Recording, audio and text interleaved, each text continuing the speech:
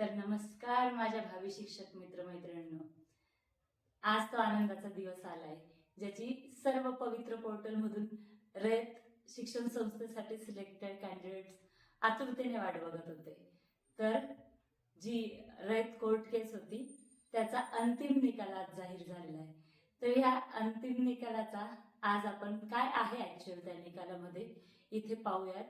तर मेन म्हणजे काय केलं गेलं इथे की जे आपल्या वेगवेगळ्या याचिका पडल्या होत्या या रयत संदर्भातल्या, की जशा की आपल्या शिक्षक भरती संबंधितची याचिका होती पवित्र पोर्टलमधून सिलेक्टेड कॅन्डिडेटची.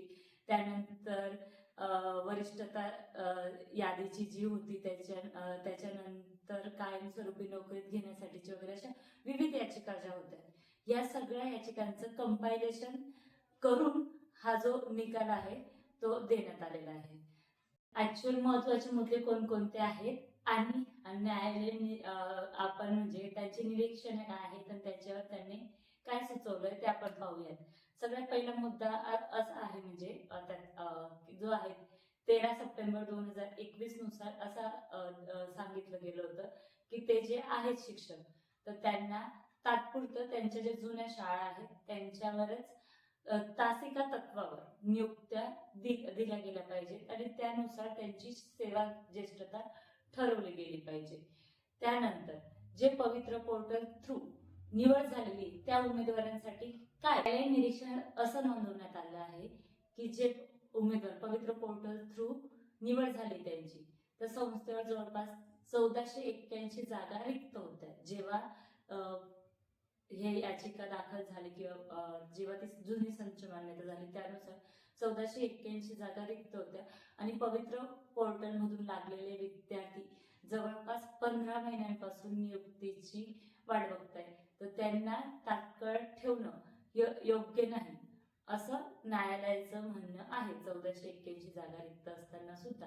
तर मग त्याच्यावर काय तोडगा काढ जे आहे याचिका करते त्यांच्या जागा राखीव ठेवाव्यात, म्हणजे त्यांची जागा राखीव ठेवून त्यांचा अंतिम निकाल लागलाय का. मी मागच्या व्हिडिओमध्ये माझ्याकडनं एक वाक्य चुकून बोललं गेलं की त्यांना नियुक्त्या द्याव्या, त्यांना नियुक्त्या नाही दिल्या.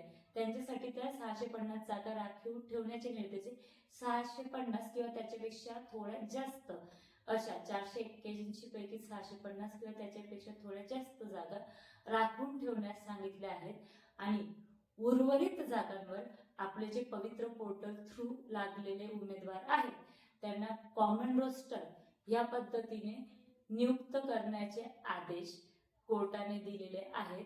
कॉमन रोस्टर म्हणजे विषय, त्यानंतर आपलं आरक्षण, कोणतं आरक्षण आपलं कास्टनुसार आरक्षण असतं, हॉरिझॉन्टल आरक्षण असतं, विषय असतो, याच्या सगळ्यांची नियुक्ती कशी मेरिटनुसार नियुक्ती करावी असं त्यांनी सांगितलेलं आहे.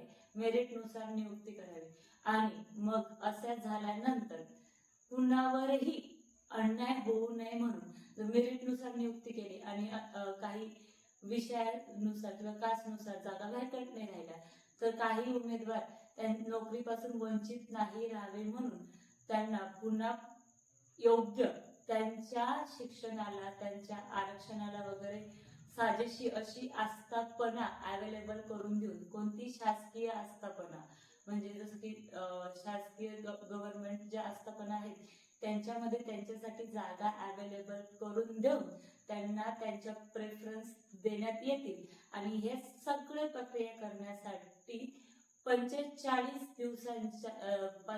दिवसांचा कालावधी हा न्यायालयाने त्यांना उपलब्ध करून दिलेला आहे.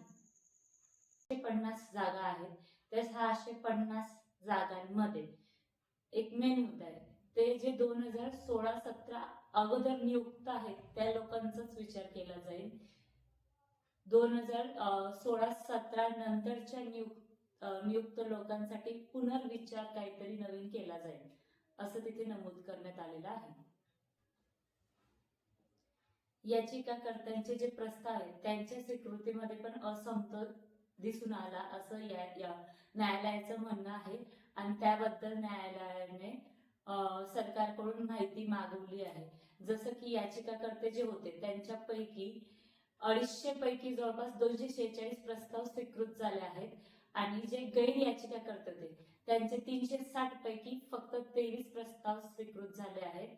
तर त्याकरता सरकारकडून माहिती न्यायालयाने मागवलेली आहे. यामध्ये रयत शिक्षण संस्थेचं असं म्हणणं आहे की आता ही जी आहे संचमान्यता जुनी आहे, तर अजून त्यांच्याकडे शिक्षकांची कमतरता आहे.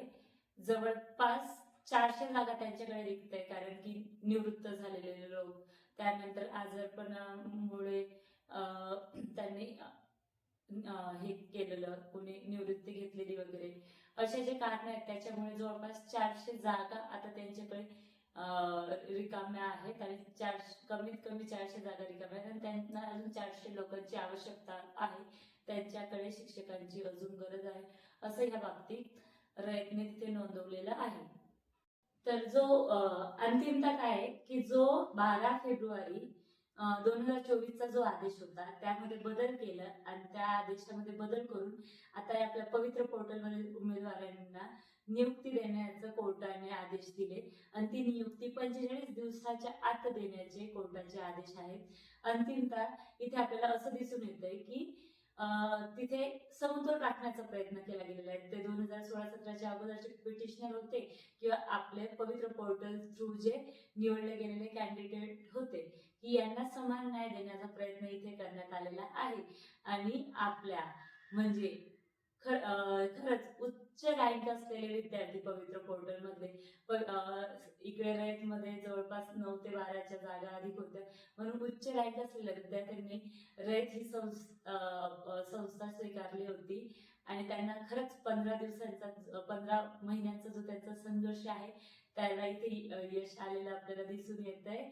तर रयत मध्ये निवड झालेल्या सगळ्या कॅन्डिडेट्सचं आता मनापासून अभिनंदन आणि लवकरात लवकर, तसं तर कोर्टाने निर्णय दिलाच आहे 45 दिवसाच्या आत तुम्हाला नियुक्त द्याव्या, लवकरात लवकर तुम्हाला तुमच्या शाळेवर जाण्याची संधी मिळावी अशी आशा करतो आणि तुम्हाला खूप खूप शुभेच्छा या निर्णयाअंती. आणि जर तुम्हाला सगळ्यांना हा व्हिडिओ आवडला असेल तर व्हिडिओला नक्की लाईक करा, कमेंट करा आणि तुमच्या मित्रमैत्रिणींपर्यंत नक्की शेअर करा.